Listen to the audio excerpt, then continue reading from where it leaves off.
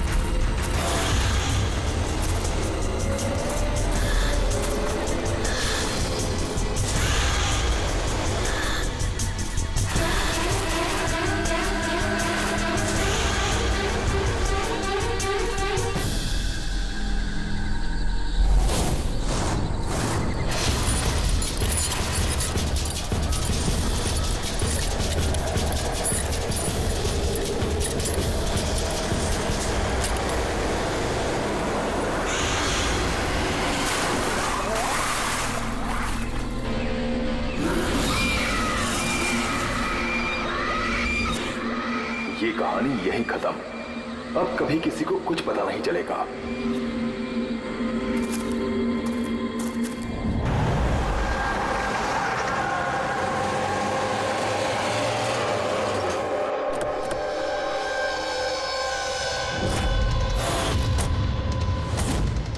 Guys hold on, हो क्या रहा है? कोई मुझे बताएगा?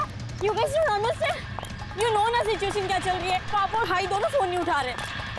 पापा, रे, प्लीज दरवाजा खोलो। करण देखो ना, कोई दरवाजा ही नहीं खोल रहा है। पापा, मिथुन चाचा, रे, मिथुन काका। Oh my God, रे, oh my bro. He's no more.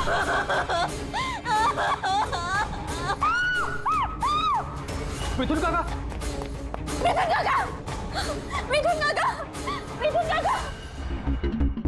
बेहोश। पापा, पापा, पापा, पापा, पापा।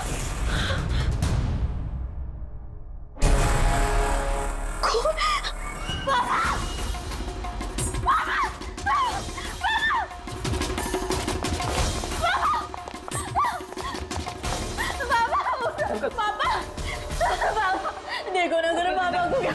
शीतल अंकल सीधा। प्लीज जल्दी डॉक्टर को बुलाओ करो। काम करने जाओ। आरा।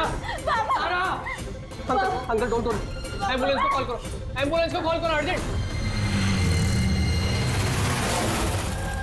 शीतल, जब तुम वहां खंडाला में थी तब ये सब हुआ? हाँ जी सर, एक्चुअली वहाँ हमारी प्रॉपर्टी को लेके कुछ प्रॉब्लम्स चल रही थी, इसीलिए मैं और करण वहाँ गए थे।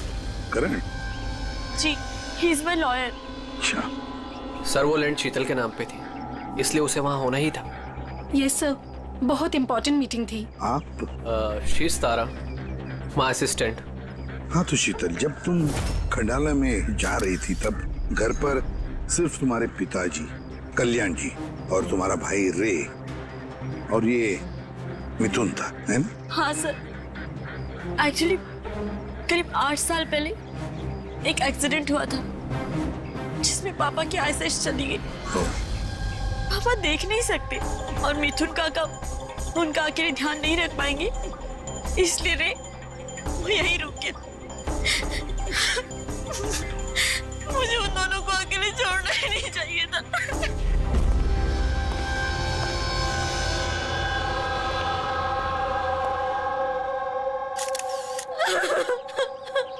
शांत हो जाओ।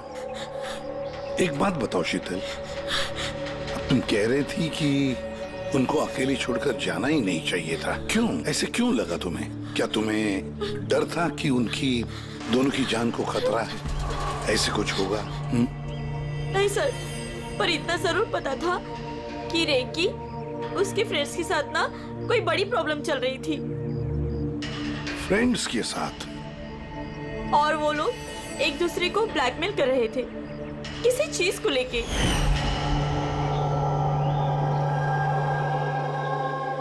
तू ऐसा हम लोग के साथ कैसे कर सकता है? एक बार फिर से सोच ले रे। अगर यही तेरा फाइनल डिसीजन है तो जानता है कि क्या होगा। I don't care. मैं तो सिर्फ सही टाइम का वेट कर रहा हूँ। पर अगर किसी को कुछ पता चल गया तो? तुम पागल हो गई हो क्या? अगर तुम ऐसे बिहेव करती रहोगी तो श्योरली किसी ना किसी को तो डाउट हो ही जाएगा। गाइस, अगर हम कंट्रोल में हैं तो वी आर सेफ। गाइस, तुम लोग अपना देख लो। मुझे ऑनेस्टली नहीं पता है कि मैं क्या करने वाला हूँ।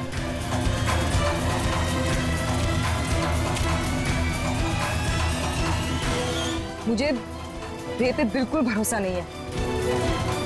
I can't trust him. अगर इसका मुंह खुला तो हम सब फंसेंगे। उससे पहले इसका मुंह बंद करना पड़ेगा। शीतल, जो भी तुम्हारे भाई के साथ हुआ उसका बहुत दुख होता है। I am so sorry. एक बार तुम्हारे पिताजी को होश आ जाए ना तो सारी बातें साफ हो जाएगी। वैसे मिथुन, कल रात तुम यहीं पर थे ना?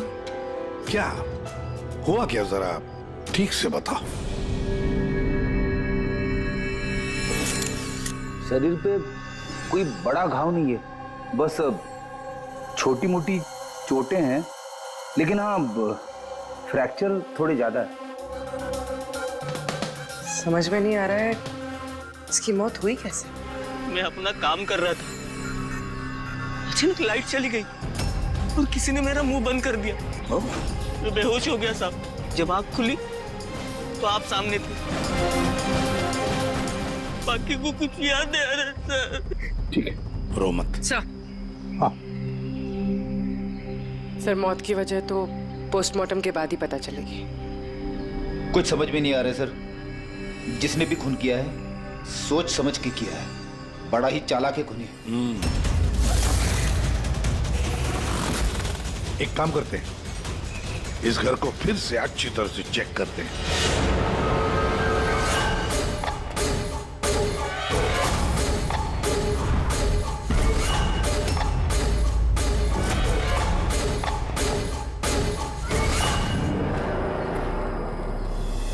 ग्लास तोड़कर अंदर घुसा है घर के अंदर।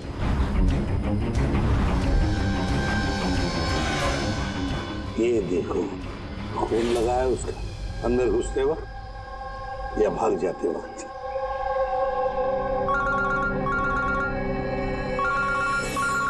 हेलो, एसीपी प्रद्युमन है। अच्छा, कल्याण जी को होश आ गया?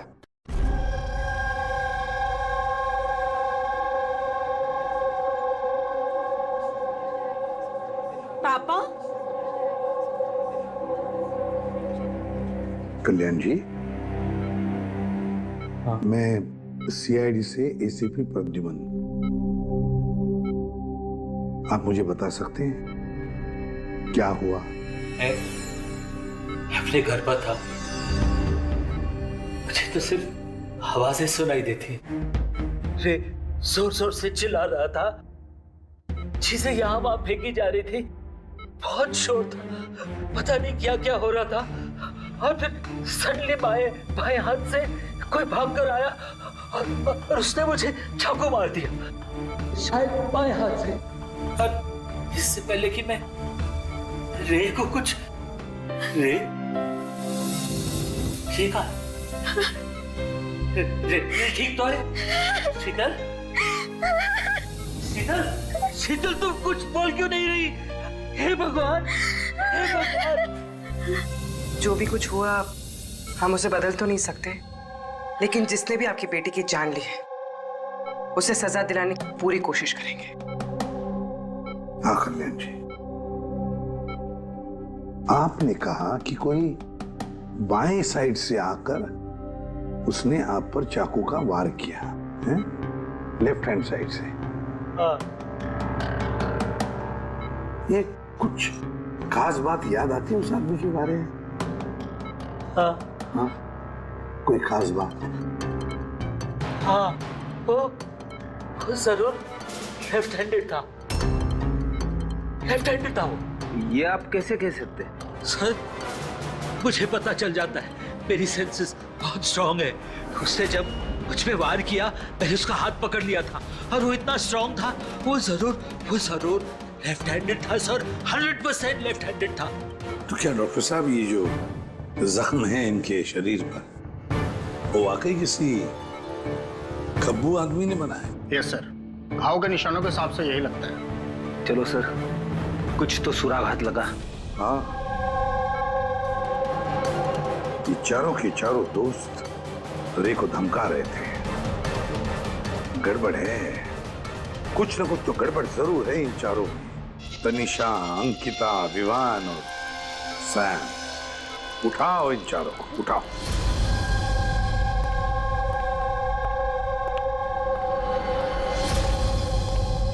नमस्ते सर। आप? मैं सैम का फादर हूँ। पिछले 2 हफ्तों से सैम से मेरी कोई बातचीत नहीं हुई। अब मैं आपको कैसे बताऊं कि वो कहाँ पर है। मैंने उसको कई बार फोन किया, लेकिन उसका फोन ही नहीं लग रहा। मैं तनिषा की माँ।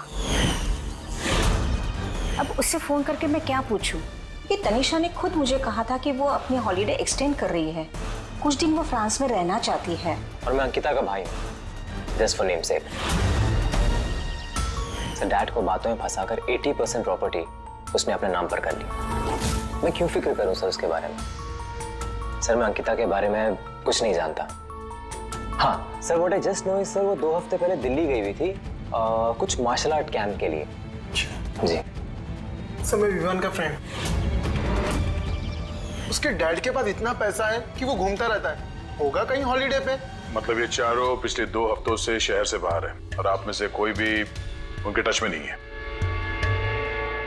ठीक है, थैंक यू वेरी मच। आप लोग जा सकते हैं।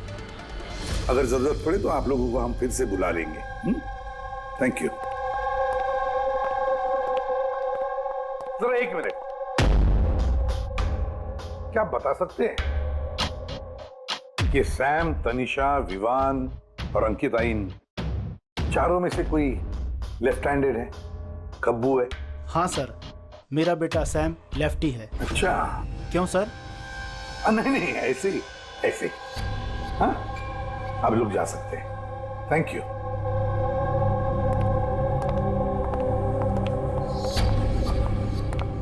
सर, कहीं ऐसा तो नहीं कि इन चारों ने मिलके रे को मार दिया हो सकता है सर, और उसी डर की वजह से ये चारों कहीं ना कहीं जाके छुप के बैठे होंगे। सर, ये चारों की लोकेशन का पता चल गया। सर, कल रात सैम, तनिषा, अंकिता और विवान, इन चारों की मोबाइल लोकेशंस शीतल के घर के 3 किलोमीटर के रेडियस में थी। सैम, तनिषा, अंकिता, विवान, रे, उन पांचों में कोई एक राज छुपा हुआ है। कोई ऐसा राज जो वो पांचों किसी को बताना नहीं चाहते थे। वो राज अपने पास ही रखना चाहते थे। हो सकता है ये रे कमजोर पड़ गया हो, बस तो राज किसी को पता ना चले। रे किसी को ना बताए, इसलिए रे को खत्म कर दिया। ये पता करना होगा सर कि वो कौन सा राज था जिसकी वजह से रे की जान चली गई। सर, एक बात समझ में नहीं आ रही है, ये चारों फरार क्यों हो गए? इन्हें तो खून करते हुए किसी ने देखा ही नहीं। एग्जैक्टली, लाइट चली गई थी सर, और वो कल्याण जी देख नहीं सकते थे और नौकर मिथुन बेहोश पड़ा था, तो वहां से भागकर कोई शक अपने ऊपर ओढ़ के क्यों लेगा? सर, पता नहीं क्यों ऐसा लगता है कुछ मिसिंग है। सर, ट्रेस करना शुरू करते हैं सर। अगर ये शहर से बाहर गए हैं तो किसी railway station, airport, bus station, hotel से तो गए होंगे, तो उनके क्रेडिट कार्ड और डेबिट कार्ड के डिटेल्स निकलवाते हैं। कहीं से भी हो, जहां से भी हो, इन चारों के लोकेशन के बारे में हमें इंफॉर्मेशन चाहिए, जल्द से जल्द। बोल सारुण के।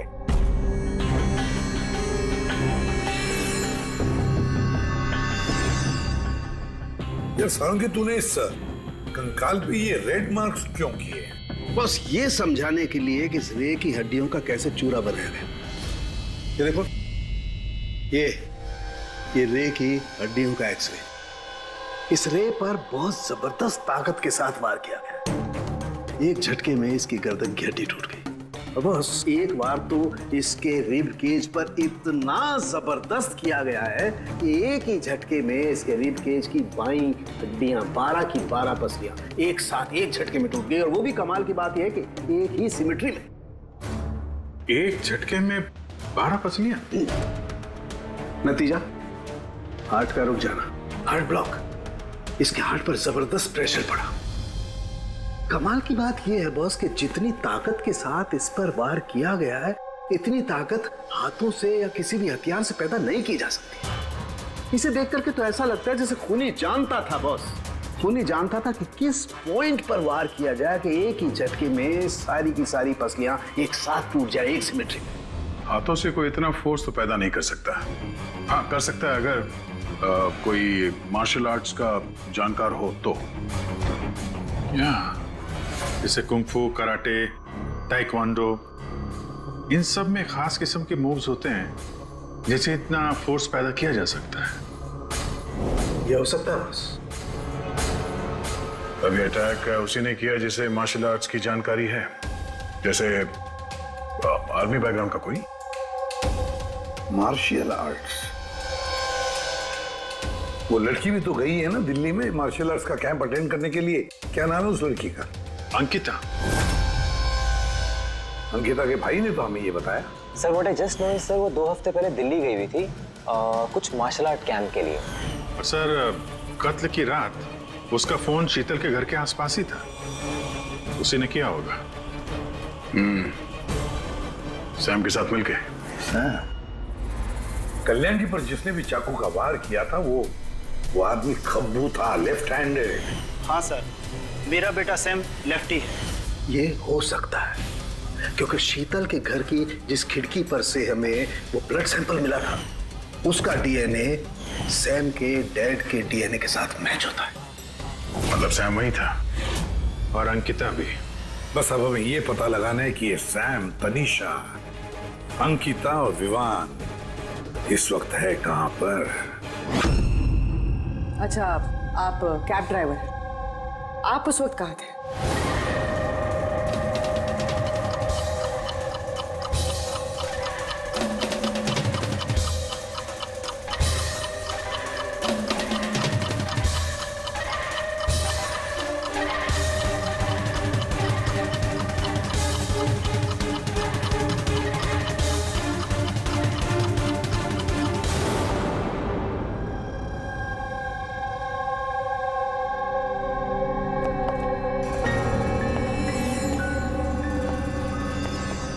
क्या हुआ? सर, सैम एक टूरिस्ट टैक्सी लेकर पूना चला गया। टैक्सी ने जहाँ उसे ड्रॉप किया उसका एड्रेस थोड़ी देर में मिल जाएगा। सर पिछले 24 घंटे में ये तनीषा ने पंचगनी में अपना एटीएम कार्ड 3 बार यूज किया सर। ये अंकिता तो बड़ी अजीब है। दिसंबर 2017 में इसने बोरिवली के ज्वालाडी मार्केट से 5 सिम कार्ड खरीदे थे। हाँ सर, ये वही जगह है जहाँ पे यूज सिम कार्ड मिलते हैं। और सर ये सब के सब 10 दिसंबर 2017 को महाबलेश्वर गए थे और 14 दिसंबर को लौटे। सर इन्हें लग रहा था कि इन्हें कोई पकड़ेगा नहीं, लेकिन इनसे एक गलती हो गई। ये जो अंकिता है सर, इसने जो सिम कार्ड्स लिए थे उसकी लोकेशन हमें महाबलेश्वर से 15 किलोमीटर आगे हाउस होल्ड में मिली। हाँ, brilliant job, absolutely brilliant job. बस अब नाउ नो वेस्टिंग टाइम, हम टीम बनाते हैं और काम शुरू करते हैं। लेकिन सर 5 सिम कार्ड, वो भी यूज्ड, कर क्या रहे हैं ये लोग?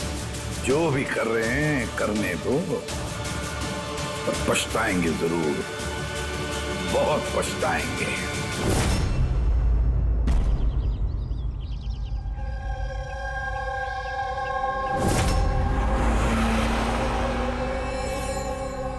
किसका फोन है? किसी विवान का है। विवान का कैसे हो सकता है? तुमने ठीक से सुना ना? अब उसने विवान कहा तो विवान ही होगा, मुझे क्या पता, आप बात करो। हेलो, कौन बोल रहा है? ध्रुव, मैंने बोला था कि आज के बाद हम कांटेक्ट में नहीं आएंगे। तो कॉल क्यों किया? और तुझे पता कैसे चल रहा कि मैं यहाँ हूँ?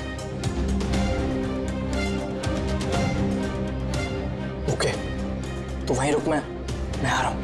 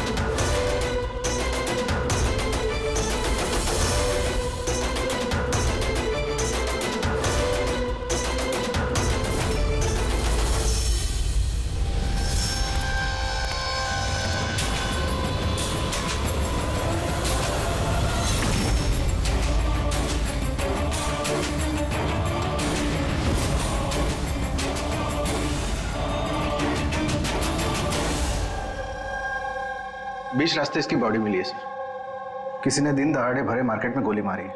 लॉन्ग डिस्टेंस शॉट था, ऑब्वियसली स्नाइपर होगा। स्नाइपर लॉन्ग डिस्टेंस से गोली चलाई, मतलब किसी को पता भी नहीं चला होगा कि गोली चली कहां से और फिर गोली चलाई किसने।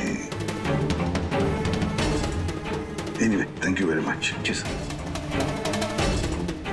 सर। सर हम लोग तनीषा तक पहुंचने ही वाले थे कि किसी ने इसे भी मार दिया। वही तो सर, ये इत्तेफाक तो नहीं हो सकता सर।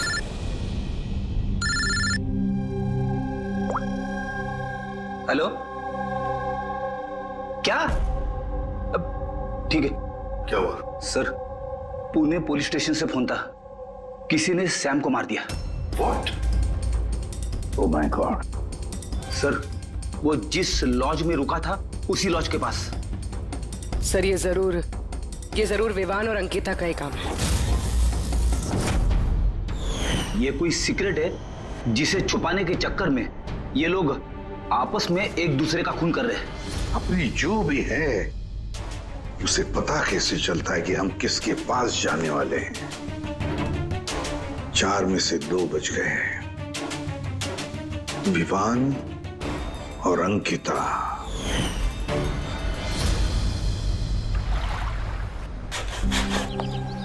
सबसे तो नहीं, मैं अंकिता से मिला था, उससे बात हुई थी मेरी। अंकिता से? जी। यही थी वो? हाँ, ये वही लड़की है जिसने मुझे पेमेंट दिया था, 2 दिन के 20,000 रुपए। 2 दिन के 20,000 वो मान गए? ऐसी क्या इमरजेंसी थी? अच्छा, उन 2 दिनों में आपने उनसे या उनके ग्रुप के बाकी लोगों से मिले थे? नहीं सर, मैं किसी से नहीं मिला। मैंने तो उस लड़की को ऑफर किया था कि हमारे पास कुक और क्लीनर दोनों हैं, लेकिन उस लड़की ने मना कर दिया कि मुझे कोई हेल्प नहीं चाहिए। और उसने कहा कि आप 2 दिन के बाद आइए, जब हम यहाँ से चले जाएं। और 2 दिन के बाद जब मैं वापस आया तो यहाँ सब कुछ वैसा का वैसा ही था, कोई गंदगी नहीं, कोई कचरा नहीं, सब साफ सुथरा था एकदम। अच्छा, उसके बाद आपने ये जगह किसी और को दी? नहीं सर, हमें जगह का रिनोवेशन कराना था, इसके लिए हमने जगह बंद कर दी थी। आपके क्लीनर को जरा बुलाइए, उससे कुछ बातचीत करना चाहते हैं। मैं भेजता हूँ। बिना क्लीनर और बिना कुक के 2 दिन यहाँ पे रहे, कुछ ना कुछ तो खिचड़ी पकी रही थी यहाँ पे। ये कॉटेज की सफाई तुम्हें करते हो? जी सर। चलो।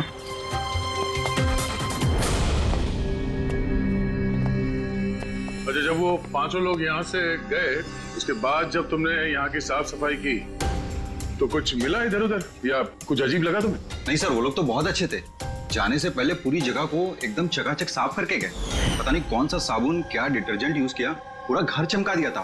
संजय, वाह, हाँ, सफाई हो रही है। ये कौन सा डिटर्जेंट है मैडम जी? अरे कुछ नहीं, वो रात को पार्टी हुई थी ना तो ज्यादा गंदा हो गया है। तुम जाओ, हम कर लेंगे। साफ कर जाओ। एक मिनट ये लो, ये लेके जाओ। हाँ जाओ जाओ जाओ जाओ जाओ।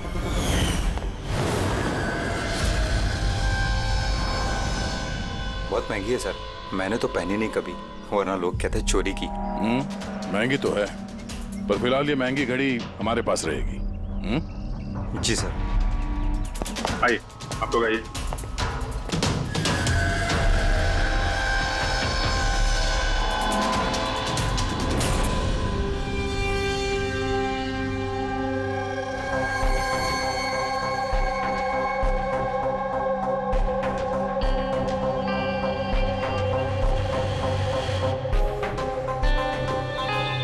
सर, सैम, तनीषा और रे तीनों का तो मर्डर हो गया है। अब बचे विवान और अंकिता।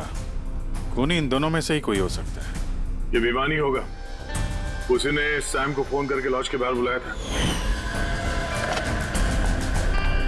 तो जो भी हो, उसे पता कैसे चलता कि हम कहाँ जाने वाले हैं, और जब भी हम वहां पहुंचते हैं तो उससे पहले ही वो वहां पहुंचकर फोन करके निकल जाता है।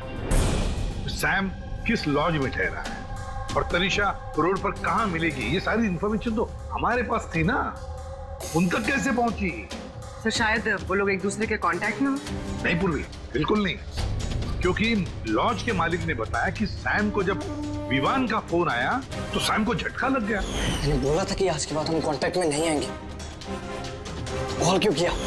बॉस, क्राइम सीन पर ये जो शोपीस मिला है, इस पर ऑक्सीजन प्रोड्यूसिंग डिटर्जेंट मिला है। इसे ऑक्सीजन प्रोड्यूसिंग डिटर्जेंट से साफ किया गया है। ये क्या है?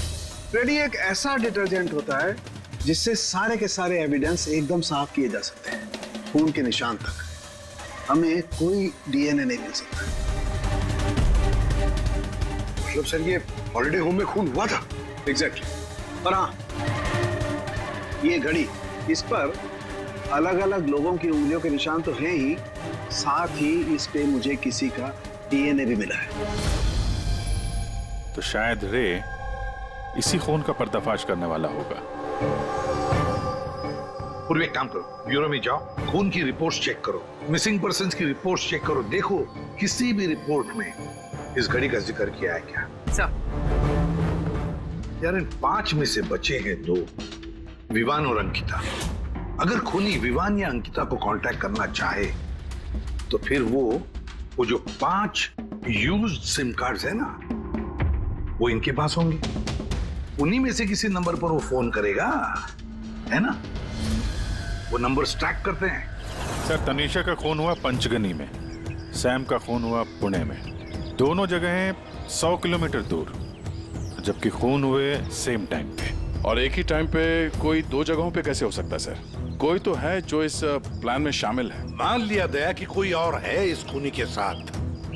एक बार ये विवान और अंकिता हमारे पंजे में आ जाए ना, तब सारे सवालों का जवाब मिल जाएगा। एक काम करो अभिजीत, साइबर डिवीजन से एक हैकर को बुला दो।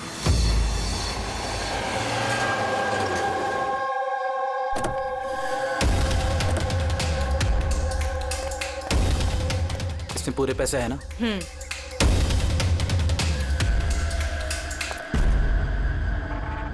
एक मिसिंग रिपोर्ट तो दर्ज हुई है जिसमें इस घड़ी के बारे में लिखा हुआ है। कोई रणधीर कुमार नाम का एनआरआई था। कब फाइल हुई थी report? 6 December 2017।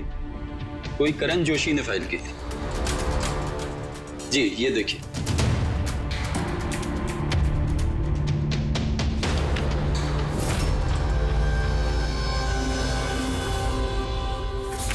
Thank you.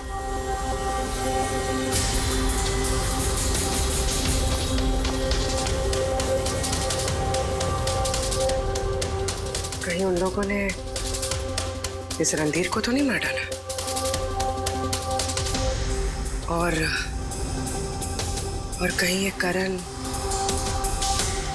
Randhir की मौत का बदला तो नहीं ले रहा? करण? जी, he is my lawyer.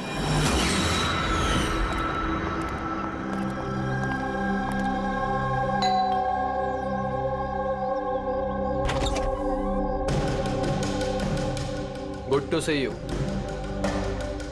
I hope इसमें पैसे पूरे हो गए। हाँ पूरे पैसे हैं। आओ अंदर। देखो हम लोग जहाँ भी जाते हैं उससे पहले खुनी को कैसे पता चल जाता है? मे बी आप लोगों की लोकेशन कोई ट्रैक कर रहा था। You mean GPS tracker? जी। Cell phone? Yes sir. एक काम करो, तो हमारे सेल फोन चेक करो।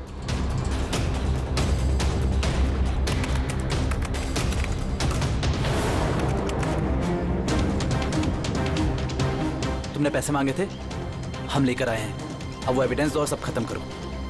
खत्म करूं? जैसे तुम लोगों ने रणधीर को खत्म किया था। करण, हमें सबूत दो। देता हूं, लेकिन उससे पहले मैं तुम्हें किसी से मिलाना चाहता हूं। कौन? बुलाता हूं।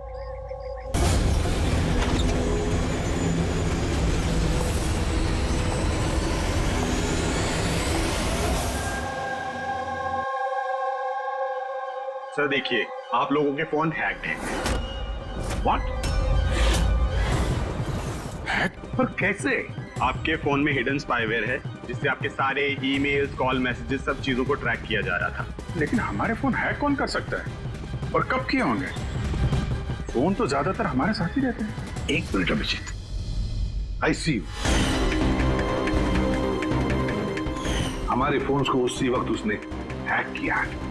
और अभिजीत सर, दया सर, आप दोनों के फोन को शायद उसने एसीपी सर के फोन से हैक कर दिया होगा।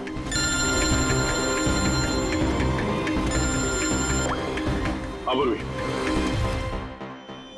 करण मरने वाले से रिलेटेड है?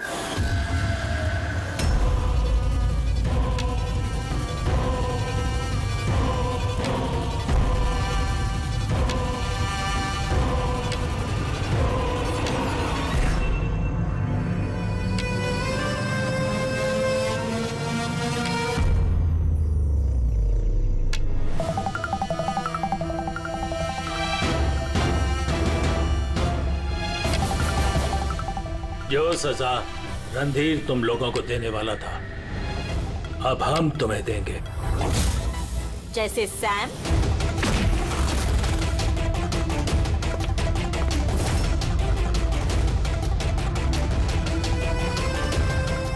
तनिषा और रे को दी। अब तुम दोनों की बारी है। तभी रणधीर की आत्मा को शांति मिलेगी।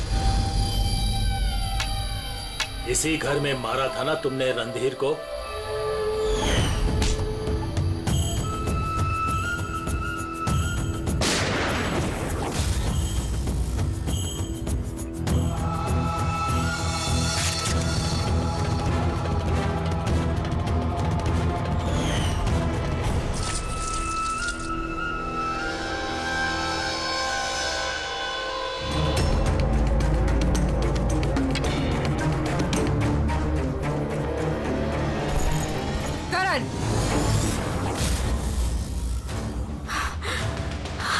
तुम्हारे पास कोई सबूत नहीं है ना?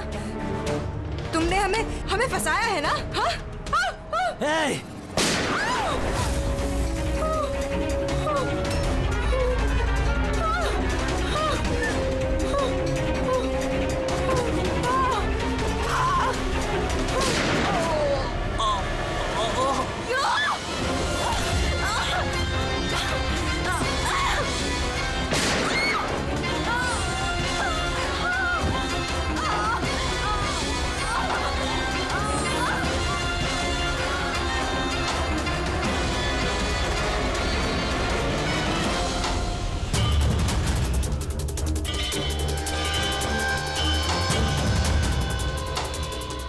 तुम्हें क्या मारो? तुम तो देख भी नहीं सकते, पर मानना तो पड़ेगा। बस यही प्रॉब्लम है आजकल के तुम जैसे नौजवानों की। बहुत जल्दी होती है तुम जैसे आजकल के नौजवानों को किसी भी नतीजे पे पहुंचने के लिए। ये पकड़ो। कौन कहता है कि तुम्हें देखने के लिए मुझे नजरों की जरूरत है?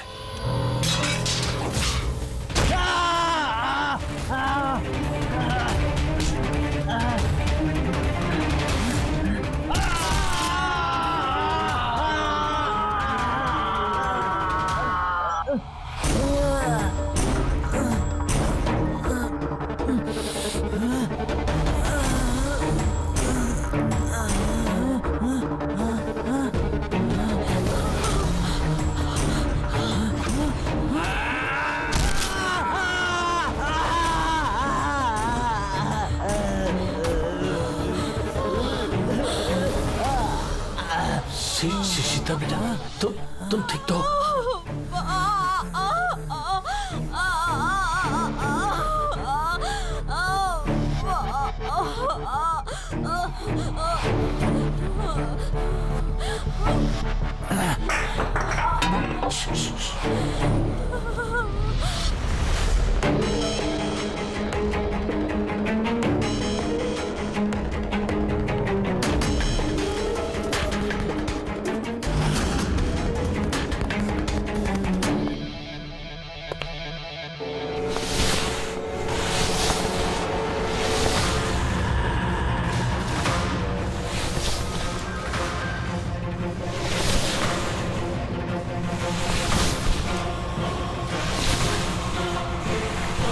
बरसों से मैं स्पेशल फोर्सेस में था। दुश्मनों को तो मैं चुटकी भर में सूंघ कर निकाल देता था। फिर तुम तो बच्चे हो।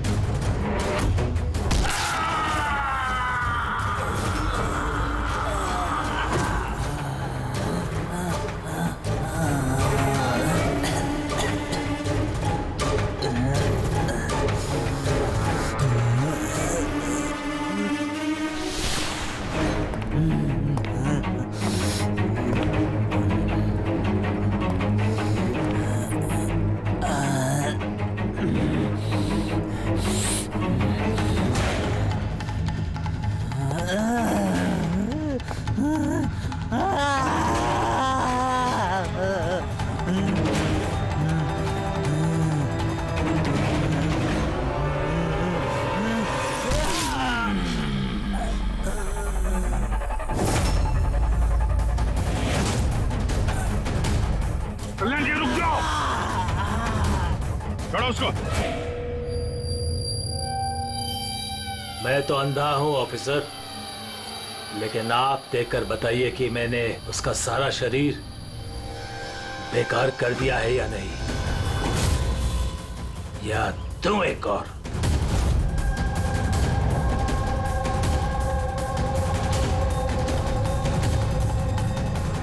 शीतल, रणधीर तुम्हारा भाई था और कल्याण जी रणधीर तुम्हारा बेटा है ना।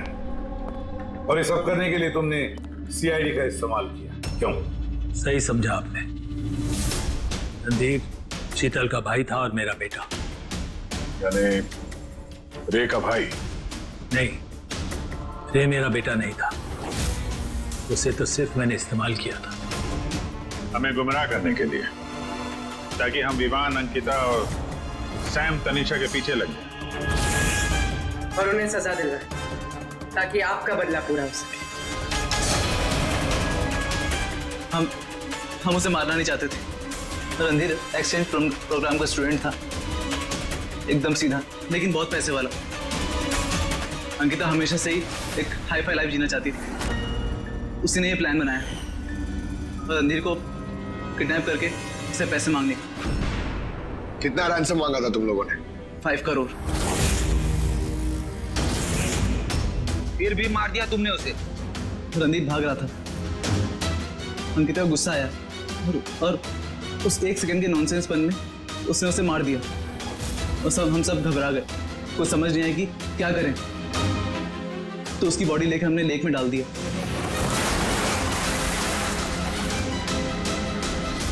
रे को ये बात हजम नहीं हुई है?